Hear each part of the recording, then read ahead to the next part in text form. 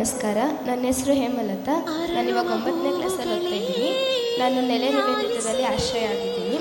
ನಾನು 8ನೇ ಕ್ಲಾಸಲ್ಲಿ 94% ತೆಗೆದಿದ್ದೆ. ಆಮೇಲೆ ನನಗೆ ಆದರ್ಶ ನಾಗರಿಕದವರು ಫೀಸೆಲ್ಲ ಕಟ್ಟಿದ್ದಾರೆ, ಸ್ಕೂಲ್ ಫೀಸೆಲ್ಲ ಕಟ್ಟಿದ್ದಾರೆ.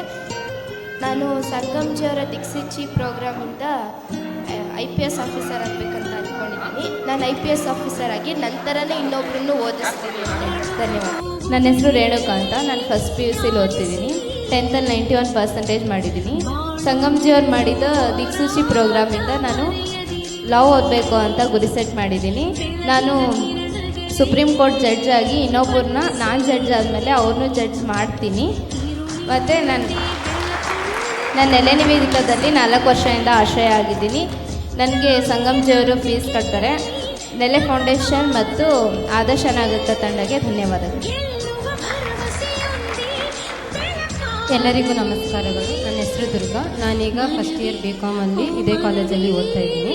ನಾನು ನಿವೇದಿತ ನೆಲೆಯಲ್ಲಿ 1ನೇ ತರಗತಿಯಿಂದ ಇಲ್ಲಿವರೆಗೂ ಸಹ ಆಶ್ರಯನ ಪಡ್ಕೊಂಡಿದ್ದೀನಿ. ಮತ್ತು ನನಗೆ ಸ್ಕೂಲು ಆಗಲಿ ಕಾಲೇಜಾಗಲಿ ಎಲ್ಲನೂ ನನ್ನ ಶೈಕ್ಷಣಿಕವಾಗಿ ದತ್ತು ತಗೊಂಡಿರೋದು ಆದರ್ಶ ನಾಗರಿಕರವರು. ನಾನು ಎಲ್ಲರಿಗೂ ನನ್ನ ಗುರಿ ಮುಟ್ಟೋರ್ಗು ಅಂದರೆ ನಾನು ಕೂಡ ಅವರು ದಿಕ್ಸೂಚಿ ಕಾರ್ಯಕ್ರಮ ಮಾಡ್ತಾರೆ. ಅದರಿಂದ ನಾನು IAS ಎಕ್ಸಾಮ್ ಬರೀಬೇಕು ಅಂತ ಅಂದ್ಕೊಂಡಿದ್ದೀನಿ.